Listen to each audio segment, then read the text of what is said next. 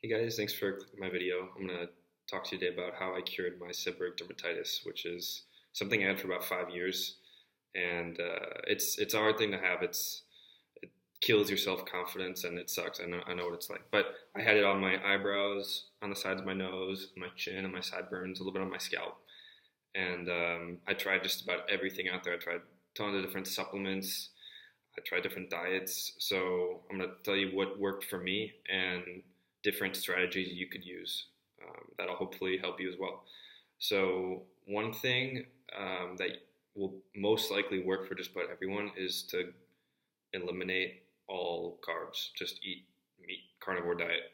You're gonna cure your symptoms 99% of the time because seb derm is a yeast, and yeast feeds on sugar. So you have to eliminate all forms of sugar, and that's even fruits and vegetables. You just gotta eat meat. But the thing is, that's not realistic long term. If you want to have a social life, if you want to enjoy meals with family, if you want, it's not a good thing to constantly be stressed out about only eating one food group. And I feel like long term, that's not the right thing. I think you need to fix the root cause, which is organs that need help. And I found out more about this aspect of how it contributes to disease when I went to see a traditional Chinese medicine practitioner about 6 months ago, who told me that skin inflammation is a sign of internal heat, which is kind of logical when you think about it. And he said it was specifically liver heat. So you got to cool down your liver and also fix gut dysbiosis, which might have been caused, from antibiotic use, or the health is complex. It could be like vaccines when you were a kid, or even the health of your mom when she was pregnant with you, and what you ate as a kid. It's complicated. And also, are you getting the right amount of sun exposure for vitamin D so your immune system functions properly? You got to cool the internal heat to start with, to cool the external heat.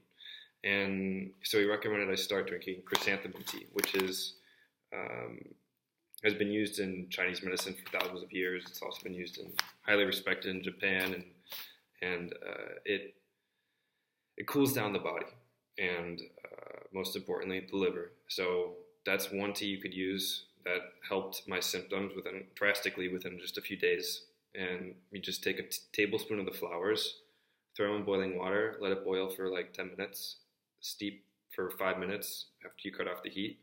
Drink that a few times a day to start. Now I just only have it maybe once every few days, and that seems to suffice. This is another tea he recommended. It's called dry bitter gourd tea, and this is what the package looks like. It's Goya tea, and this is normally used by diabetics because it drastically lowers blood sugar levels. And if you have lower blood sugar levels, the yeast in your body will have less food to proliferate. So I think that has something to do with it, and also kind of helps with gut dysbiosis and makes for a better bacterial balance in your intestines.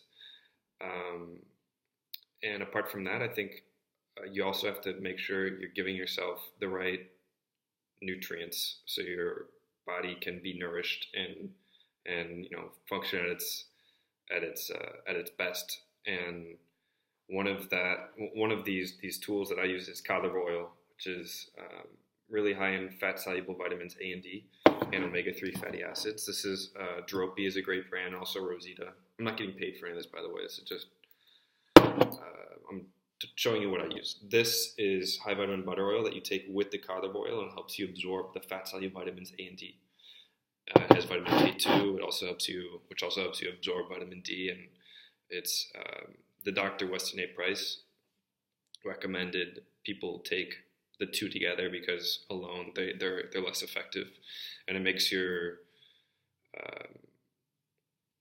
essentially makes your body much more nourished. And actually, I've been taking these for a while, and I haven't had any cavities. A lot of people, if you read Amazon reviews or whatever, it really helps with dental health as well.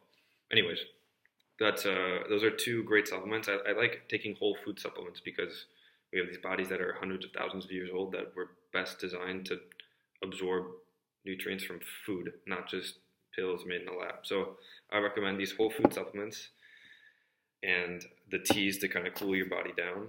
And I don't follow any diet. I don't eat sugar because I know it's so bad for you. So I don't eat white sugar, but I'll have fruits, vegetables. I'll have a pizza or a burger every once in a while. Like I don't restrain myself from anything. I haven't had any symptoms.